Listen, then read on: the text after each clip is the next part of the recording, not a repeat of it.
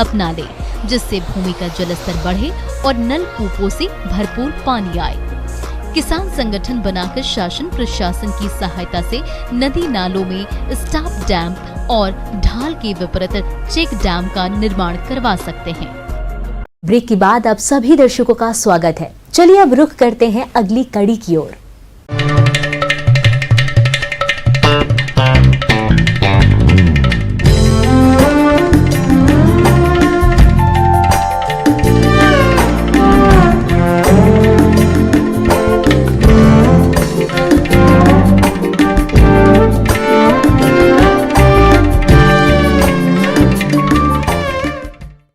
औषधीय गुणों से भरपूर अश्वगंधा की खेती कर किसान आज के समय में मोटी कमाई कर रहे हैं।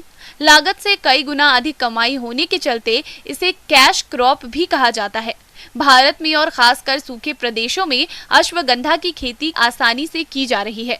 अश्वगंधा काफी लाभकारी है। इसकी मांग हमेशा बाजार में बनी रहती है। इसी लाभ को देखते हुए प्रगतिशील किसान बाबू साहू ने इसकी फसल लगाई है। तो आइए मिलते हैं इनसे और जानते हैं कि ये किसान अश्वगंधा की खेती किस तरह से कर रहे हैं।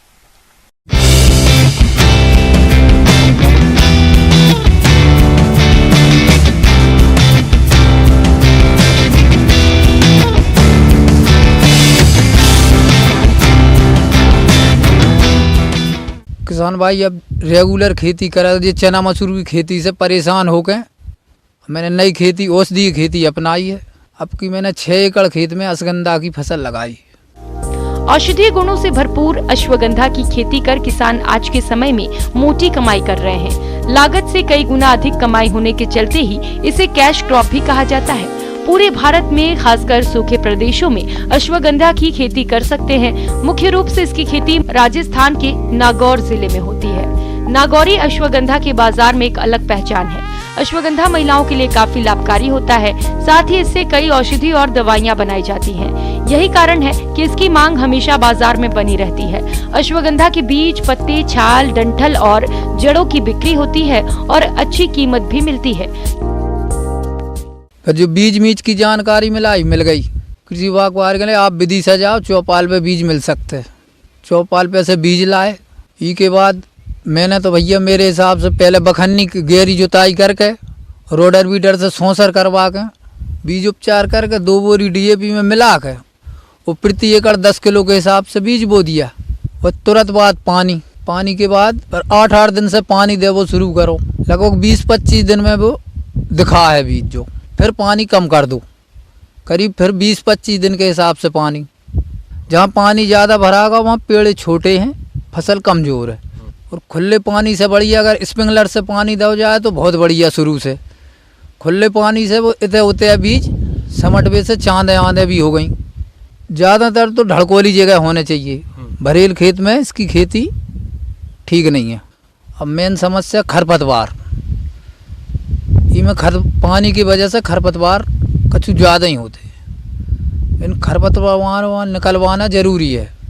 तो मैंने तो आदमी लगवा के 2-3 दफ़े निकलवा दे। 3 महीना और बाकी हैं फसलें। अब आगे भी खरपतवार हुए तो मैं ऐसा ही निकलवाते रहूँ और फेंकवाते रहूँ। और मेन समस्या वो जो है अमरवेल की ज़्यादा दिक्कत। जैसे अमरवेल के लाने बोवे के टाइम ही इसको नियंत्रण है और बाद में कुछ नहीं है। ये बाद में पटवा कर मैं ज़्यादा ही परेशान हुआ उससे। जैसे ही के बीज बोन लगे वे पानी में टब में बाल्टी में बाय पानी में गला दो। वो खरपतवार ऊपर आ जाए बाय फेंकवा दो। ई के बाद छिड़कवाओ, बहुत बढ़िया रहे। खड़ी फसल में अमरबेल के नियंत्रण के लिए समय समय पर ये फसल का निरीक्षण करते हैं। साथ ही अमरबेल दिखाई देने पर उसे हाथों से निकालकर नष्ट कर देते हैं। किसान भाई मैंने खेत पे जाकर देखा तो माहू भी इसमें लगती है। अब अपन ने हरी माहू, कारी माहू, सफेद माहू और ई में चौथे कलर की माहू है, भूरे कलर की माहू। चेंटी रे पौधा पनप नहीं पाएगा। माहू को नियंत्रण जरूरी है। ये कीट पत्तियों के कोमल भागों से रस चूसकर काफी नुकसान पहुंचाते हैं। इनके प्रकोप से पत्तियां सिकुड़ और पौधों की बढ़वार रुक जाती है और पौधों का विकास और प्रकाश संश्लेषण रुक जाता है।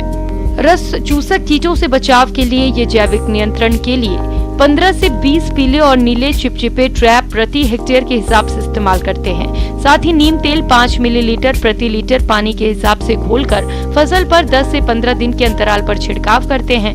फसल नुकसान आर्थिक क्षति स्तर से अधिक दिखाई दिया तो इन्होंने इमिडाक्लोप्रिड 1 मिलीमीटर दवा की मात्रा को 3 लीटर पानी के मान से घोलकर फसल पर छिड़काव करते हैं। किसान भाई 70 से 90 दिन के बीच में इसमें पत्ती झुलसा रोग उत्पन्न दिखा। तो उस रोग की पहचान धब्बा धब्बा टाइप, तनों पे धब्बा, पत्तों पे धब्बा, कत्थाई कलर के, वाइट कलर की धब्बा। पत्ती सड़न और लीफ स्पॉट सामान्य बीमारियों के नियंत्रण के लिए ये बीज को मैंकोजेब से उपचारित करके बुआई करते हैं तथा खड़ी फसल में रोग दिखाई देने पर ये 3 ग्राम प्रति लीटर पानी के हिसाब से मैंकोजेब दवा को घोलकर 10 से 15 दिन